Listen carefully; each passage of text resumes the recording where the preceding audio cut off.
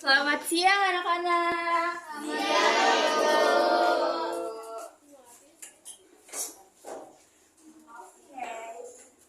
Ketua kelasnya siapa ya di sini ya? Saya, Bu.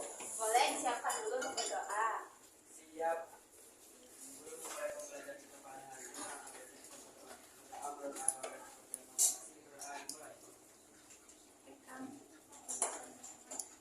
selesai memberi salam.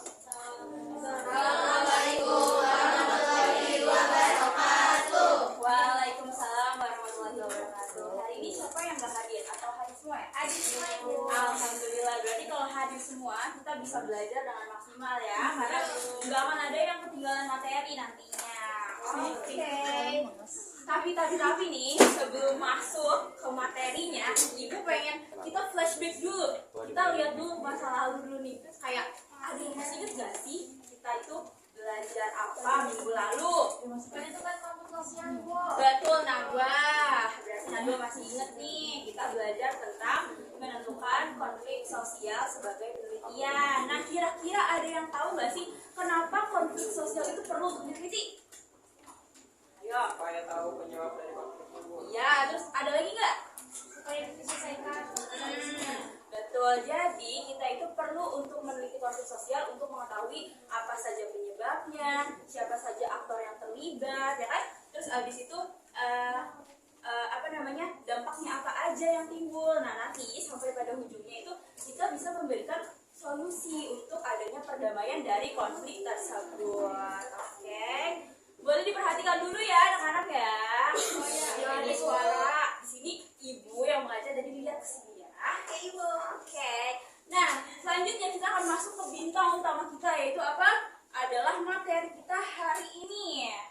Nah, ini dia materi kita, yaitu tentang apa? Penelitian konflik sosial melalui pemetaan data. Iya, betul banget nih. Nah, sebelum masuk ke materi, Ibu mau bacain dulu tentang tujuan pembelajaran kita hari ini.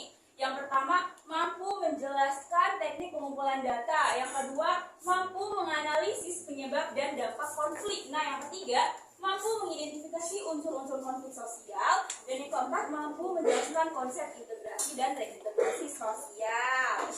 Oke, selanjutnya di sini ada teknik pengumpulan data. Jadi, sebelum kita melakukan pemetaan data, pasti kita harus punya apa? Punya datanya dulu. Gimana kita bisa memetain data kalau kita nggak punya datanya, ya kan? Nah, caranya itu dengan apa? Iya,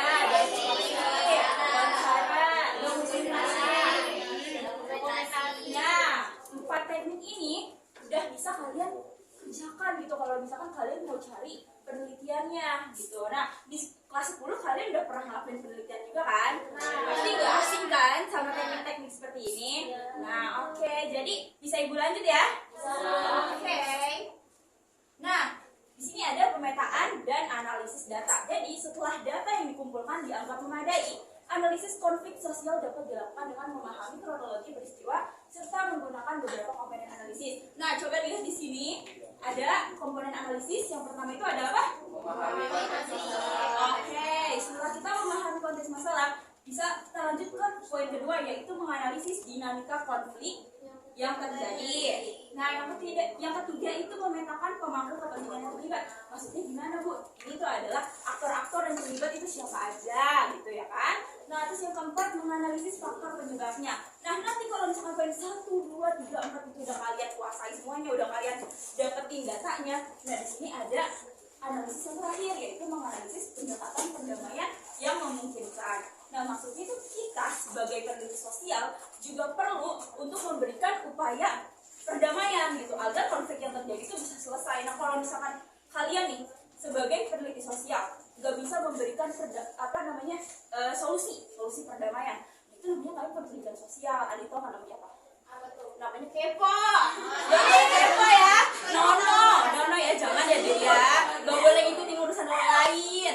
Nah, kalau misalkan penelitian sosial itu kan sifatnya formal ya, sifatnya ilmiah gitu. Jadi ada komponen-komponen analisisnya. Nah, selanjutnya, agar seseorang peneliti dapat menganalisis konflik, dibutuhkan suatu metode atau alat bantu. Nah, alat bantunya itu di sini ada konflik, pohon konflik, sama segitiga SPK.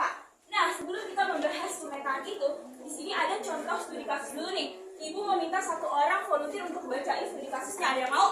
Saya. Boleh. Najwa. Contoh kasus. Telah terjadi konflik antara kelompok pemuda RW 08 dan RW 10 di desa Sumber Aman. Konflik diawali oleh hubungan yang kurang harmonis. Saat ini Jack sempat berlaku beberapa pemuda RW 10 yang sering mengonsumsi minuman keras dan dianggap meresahkan warga. Ketegangan semakin meningkat ketika terjadi perselisihan yang berujung pada pengeroyokan dan perkelahian antar kelompok. Meskipun situasi telah diamankan oleh kepolisian, rasa dendam dan rasa marah masih ditahan sehingga diperlukan mediasi dan dialog yang melibatkan kepala desa, tokoh masyarakat, babinsa, serta para pimpinan untuk membangun kembali kerukunan warga. Oke, jadi alurnya bisa dipahami nggak? Di sini ada dua kelompok yang sedang berkonflik. Ada kelompok mana aja?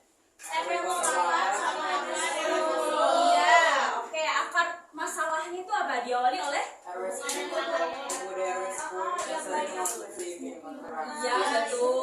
Nah, sampai akhirnya tuh berujung pada pengeroyokan dan perkelahian. Nah, udah sempet nih diamankan sama kepolisian, tapi ternyata masih ada rasa dendam, ya kan? Nah, sampai akhirnya perlulah mediasi dari kepala desa, tokoh masyarakat, babinsa serta karang taruna di desa tersebut. Nah, oke, selanjutnya di sini ada peta konflik atau konflik mapping. Nah, di sini ada yang udah pernah lihat belum sih kayak pola-pola kayak gitu? Belum. Gimana sih? Baru ini ada di buku paket. Ketahuan nih nggak baca buku paketnya nih. Ada. Ibu kasih paham nih, biar paham. Ada ibu ini dulu. Oke. Buka ya. Nah, di sini lihat nih. Metode ini menyajikan gambar visual yang menunjukkan hubungan antar pihak yang nyata. Nah, di sini nih ada pola-pola ini itu ada artinya di sini nih. Ada penjelasannya, ya kan? Kita lihat dulu nih dari pola-pola yang paling banyak itu ada lingkaran. Nah, ini kenapa nih berdua kok warnanya merah dia sendiri? Ada yang tahu nggak? Karena mereka berdua iya yang berkonflik. Anggaplah mereka berdua adalah aktor utamanya, ya kan? Jadi diwarnai merah. Nah, selanjutnya sisanya itu adalah tokoh yang terlibat dalam penyelesaian konflik tersebut. Nah, di sini ada babinsa nih. Babinsa kok beda sendiri bentuknya? Kira-kira kenapa? Nah, di sini penjelasannya ternyata setengah lingkaran atau seperempat lingkaran menunjukkan kelompok luar. Nah, selanjutnya di sini ada bentuk persegi panjang. Persegi panjang itu menunjukkan apa? Isu, topik, dan masalah konflik. Jadi isu utamanya itu adalah apa? Prasangka negatif di antara mereka berdua ini sampai akhirnya terjadi konflik. Nah, selanjutnya kita lihat nih garis-garis yang saling berhubungan. Kita lihat nih dari garis ini nih. Garis ini adalah garis zigzag menunjukkan perselisihan atau konflik antar pihak. Benar kan? Mereka yang sedang melakukan konflik kan, yang sedang terjadi konflik. Oke, selanjutnya kita tarik ke atas nih. Kita lihat kelompok pemuda RW 10 sama Karang Taruna tuh ada hubungan apa? Ternyata hubungan antar pihak yang dekat. Jadi mereka tuh ternyata nggak terlibat konflik apa-apa. Baik-baik aja hubungannya. Nah, terus kita tarik lagi Karang Taruna ke kepala desa. Garisnya tuh ada garis ganda, yaitu menunjukkan persekutuan ikatan atau perhimpunan. Ya kan memang Karang Taruna itu adalah organisasi yang diawasi sama kepala desa kan. Nah, oke, di sini ada kepala desa ke tokoh masyarakat. Garisnya lurus lagi, yaitu antar pihak yang dekat. Nah, selanjutnya tokoh masyarakat ke kelompok pemuda. Ini garisnya udah beda nih. Garisnya garis apa? Garis panah, benar. Yaitu menunjukkan arah dominan dari aktivitas. Jadi bisa aja tokoh masyarakat itu adalah orang-orang yang dihormati, kayak sesepuh di situ. Jadi kelompok pemuda RW 8 tuh respect gitu loh sama tokoh masyarakat. Nah, selanjutnya kita lihat nih ada garis putus-putus, yaitu menunjukkan hubungan sementara atau informal. Jadi babinsa sama polisi ini tuh adalah aktor sementara gitu, kayak pemeran figuran yang dimana kalau misalkan konfliknya sudah selesai, ya babinsa sama polisi juga udah gak ada hubungan sosial apa-apa lagi gitu dengan orang-orang yang ada di desa tersebut. Oke. Nah, selanjutnya ada pohon konflik. Ada yang bisa bantu ibu untuk bacain tentang apa itu pohon konflik? Boleh. Pohon konflik membantu peneliti berpikir secara terstruktur dan terarah dalam 3 komponen utama, yaitu faktor penyebab, inti masalah, dan dampak yang ditimbulkan. Oke, makasih Arim.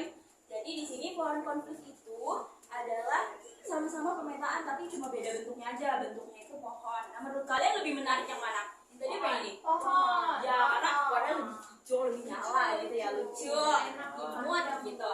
Nah, di sini kita bacanya itu dari mana? Dari batangnya dulu. Karena batangnya itu merepresentasikan apa? Yaitu masalah utama konflik. Nah, kalian kalau misalkan mau cari tahu tentang konflik, pasti kan dari masalah utamanya dulu kan? Kan kalian, ya misalkan kalian melihat ada yang sedang bertengkar, pasti kan mau cari tahu dulu nih bertengkarnya karena apa gitu kan? Nah, di sini jadi kalau dari contoh studi kasus yang tadi, yaitu adanya masalah utama insiden pengeroyokan. Nah, baru kita tarik ke atas nih, kita lihat di situ ada cabang atau daun, yaitu merepresentasikan dampak. Nah, dampak dari insiden pengeroyokan itu apa? Nah, ada yang namanya dendam, sikap antisosial, keresahan warga, ya kan? Nah, terus abis itu kita turun ke bawah, kita lihat di situ ada akar masalah, direpresentasikan sama apa? Akar pohon. Jadi setelah kita mengetahui masalah utamanya apa, kita sudah mengetahui dampaknya apa, pasti kita pengen tahu kan? Akar masalahnya itu awal utama penyebabnya itu apa? Nah, ternyata ada warga yang suka minum minuman keras, terus adanya prasangka negatif, ya kan? Terus sama ada masalah ekonomi yang mungkin saja muncul terjadi di desa tersebut. Oke, bisa dipahami? Selanjutnya di sini ada segitiga SPK atau ABC triangle. Nah, metode ini menyajikan identifikasi tiga komponen dasar konflik, yaitu S-nya sikap, P-nya K-nya kontradiksi. Oke, nah kita lihatlah, kita anggap segitiga SPK ini sebagai gunung. Kalau misalnya kalian lihat pegunungan, pasti yang kalian lihat paling atas itu apa? Puncak gunungnya kan. Nah, yang bagian lebarnya ini, kaki gunungnya ini belum tentu kelihatan kan. Bisa aja ketutupan rumah-rumah, ketutupan pohon, kabut, ya kan. Nah, anggaplah ini dibagi dua. Di sini kaki gunungnya ini nggak kelihatan. Nah, kalau misalkan di segitiga SPK namanya ada laten. Laten itu adalah sesuatu hal yang tidak terlihat tetapi bisa dirasakan oleh diri sendiri. Nah, contohnya apa? Sikap atau attitude. Nah, sikapnya itu adalah misalkan kalian merasa si A kayaknya orangnya sombong ya. Nah, terus tiba-tiba kalian cerita ke teman kalian, lu ngerasa masih si A sikapnya sombong? Tapi belum tentu kan si teman kalian ini ngerasa kayak gitu, bisa aja enggak, kayaknya perasaan lu doang, mungkin hanya perasaan adik-adik aja gitu. Nah, jadi itu hanya prasangka yang lahir itu dari perasaan diri kalian sendiri. Nah, kalau misalkan kita tarik ke atas nih, kita lihat di sini ada manifest. Manifest itu adalah sesuatu hal yang bisa dilihat dan bisa dirasakan oleh orang lain. Contohnya ada perilaku atau behavior. Nah, di sini tuh ada hinaan, insiden pengeroyokan, terus ancaman. Nah, dari ketiga hal itu kan bisa ya dilihat sama orang lain ya, bisa dirasakan juga nih sama orang lain kan.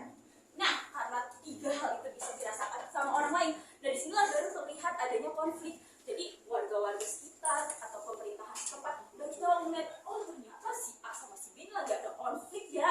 Kalau misalkan tadinya cuma karena ada prasangka doang, mana orang tahu gitu kan, kalau misalkan dari omongan-omongan yang nggak pernah terucap gitu misalkan. Nah, terus kalau kita ke bawah lagi, kita lihat di sini ada kontradiksi. Nah, kontradiksi itu apa? Yaitu penyebab awalnya masalah.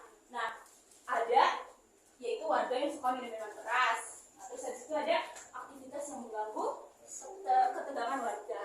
Oke. Nah, ini dia tadi ada 3 jenis pemetaan yang sudah dijelaskan. Yang pertama itu apa? Peta konsep. Ya, terus yang kedua ada pohon konsep. Ya, dan yang ketiga ada segitiga SPK. Sebenarnya penggunaannya itu sama aja gitu. Ada dampak, ada aktor yang terlibat, sama ada akar masalahnya. Nah, tinggal kalian pilih gitu untuk penelitian kalian yang mana yang paling gampang, yang mana yang menurut kalian tuh paling mudah untuk dikaji gitu. Bisa dipahami? Paham apa paham? Paham. Nah, selanjutnya di sini ada upaya integrasi dan reintegrasi sosial. Nah, setelah kalian mengkaji semuanya, sudah mendapatkan datanya, kalian sudah tahu. Nah, kalian juga harus perlu memberikan solusi agar masalah yang kalian teliti itu bisa terselesaikan dan terjadinya perdamaian. Di sini ada integrasi sosial, yaitu proses membangun hubungan yang harmonis dan kerjasama dalam masyarakat. Nah, contoh pada kasus konflik antar pemuda desa tadi tuh yang RW 8 sama RW 10. Nah, mereka tuh ngambil cara integrasi sosial itu adalah Karang Taruna mengadakan FGD yang melibatkan kedua kelompok pemuda yang berkonflik. Nah, yang kedua itu ada tokoh masyarakat dan kepala desa mengajak kedua kelompok untuk berdialog bersama. Terus masyarakat mendorong kerjasama antar warga untuk menjaga kerukunan desa. Nah, setelah integrasi sosial diselesaikan, terjadi, sudah adanya perdamaian, mereka sudah saling minta maaf. Tapi kan yang namanya setelah konflik itu pasti ada gap ya kan, hubungan yang terpecah di antara A dengan si B gitu. Nah perlunya reintegrasi sosial, yaitu proses memulihkan hubungan sosial setelah terjadi konflik. Nah contoh pada kasus konflik antar pemuda desa, yang pertama kedua kelompok pemuda sepakat menghentikan aksi balas dendam. Terus yang kedua ada kedua kelompok menandatangani komitmen menjaga perdamaian di desa. Nah yang ketiga, pemuda yang sebelumnya bermusuhan kembali dilibatkan dalam kegiatan karang taruna dan kegiatan desa secara bersama-sama. Nah jadi di sini itu adalah cara bagaimana orang-orang yang sikapnya netral gitu sama konflik tersebut merangkul dari pihak A dan pihak B biar mereka tuh bisa berdamai kembali dan bisa menjalani kehidupan mereka seperti sedia kala untuk melakukan kegiatan bersosialisasi. Oke, bisa dipahami? Bisa. Nah, kalau itu berarti oke. Nah, sudah selesai materi yang Ibu sampaikan. Nah, berarti abis ini bakalan ada sesuatu hal yang paling penting banget. Apa tuh? Yaitu tugas. Kok nggak mau ada tugas sih? Ada dong. Banyak tuh. Ih banyak banget. Dikit sih, balik 100 soalnya. Buat PR aja dulu. Boleh?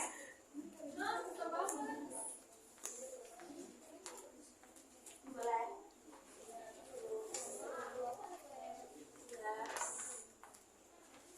Nah, itu kan di situ ada LKPD-nya ya. Nah, kalian kan minggu lalu tuh udah ada kelompok kan? Ada Ibu. Nah, terus abis itu sudah dibagi 4 kelompok isinya 5 sampai 6 orang ya kan? Ya, terus sudah nentuin topiknya juga kan? Sudah. Nah, sekarang tinggal lanjutin aja nih. Gimana kalian mau ngebawa topiknya itu? Kan di situ ada identifikasi masalahnya. Terus abis itu ada pemetaan. Nah, pemetaan ini Ibu pakai yang peta konflik, pohon konflik. Karena tadi kan kalian bilang katanya sukanya pohon konflik, lucu, imut, cute, ya kan? Nah, jadi pakai yang peta pohon konflik. Nah, selanjutnya di situ ada cara atau reintegrasi sama integrasi yang harus dilakukan oleh kelompok kalian, dan selanjutnya ada juga kesimpulan. Jadi boleh dikerjakan waktunya dari sekarang. Oke, terima kasih Bu. Oke.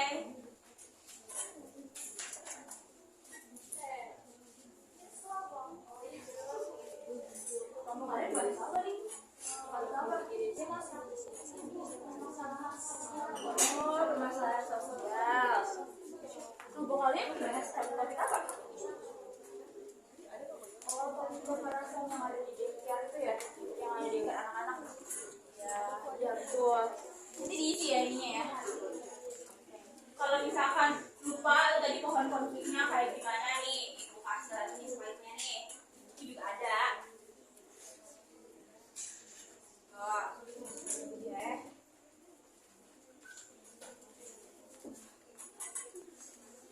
Jadi ya, diskusi sama teman-temannya, jangan ada yang dia yang ngerjain, dia cuma bagian BNN. BNN tau nggak BNN? Bagian. Nah, betul. Kok nangis-nangis juga kan, masih sampai nangis-nangis kan itu gampang. Sil kan? Oke, udah selesai belum kira-kira ya? Oke. Kok belum sih? Kok kelompok siapa? Udah. Belum. Mungkin hanya perasaan adik-adik saja ya. Nah, oke. Kalau misalkan sudah selesai, coba Ibu mau minta 1 orang tuh untuk membacakan hasil diskusinya. Boleh deh. Kelompok Bella kelompok berapa Bella? Kelompok 12. Yaudah boleh dibacain. Jadi kelompok 2 kan kita ambilnya itu kayak penyelesaian konflik antara mahasiswa dan pemerintah dalam aksi demonstrasi Indonesia menuju langsung tahun 2026. Itu lokasinya kan baru bilang tuh Bu yang bundaran HI itu, terus pihak-pihaknya tuh ada mahasiswa, terus pemerintah, aparat kepolisian sama TNI. Terus sumber konfliknya itu kita ambilnya dari ini Bu, dari artikel yang ada di online itu. Terus mungkin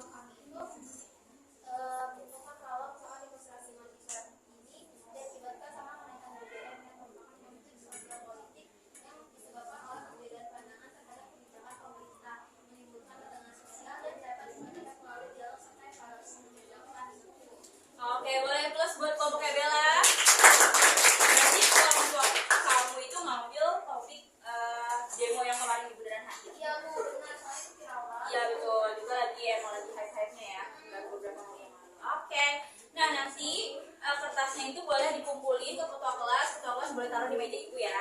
Nah, karena kita sudah berada di akhir pembelajaran nih, kira-kira ada yang mau bantu ibu nggak untuk menyimpulkan materi kita hari ini apa aja? Jadi tadi kita belajar kalau kamu sosial itu bisa di biar kamu juga sama dapatnya. Terus ada juga cara buat memetakan topik supaya lebih mudah mengetahui siapa saja aktor yang terlibat dan mencari solusi penyelesaiannya. Oke, betul. Berarti dari tadi Fitriana memperhatikan nih. Nah, ibu harap tadi juga memperhatikan dan yang lain juga memperhatikan ya. Gitu. Nah, oke, karena kita sudah selesai, jadi ibu mau ngasih tahu nih, mau spill minggu depan kita mau ngapain aja. Jadi satu kelompok bawa satu laptop karena kita sudah mulai menyusun draft penelitian kita. Oke, bisa? Coba ini. Nah, oke, karena sudah selesai waktunya. Nah, ibu mau mengucapkan terima kasih banyak kepada kalian semua karena sudah aktif dalam mendengarkan, aktif berdiskusi, sudah mau menjawab pertanyaan-pertanyaan ibu. Oke, ibu akhiri. Namun sebelum benar-benar tutup, boleh ketua kelas untuk berdoa kembali. Siap.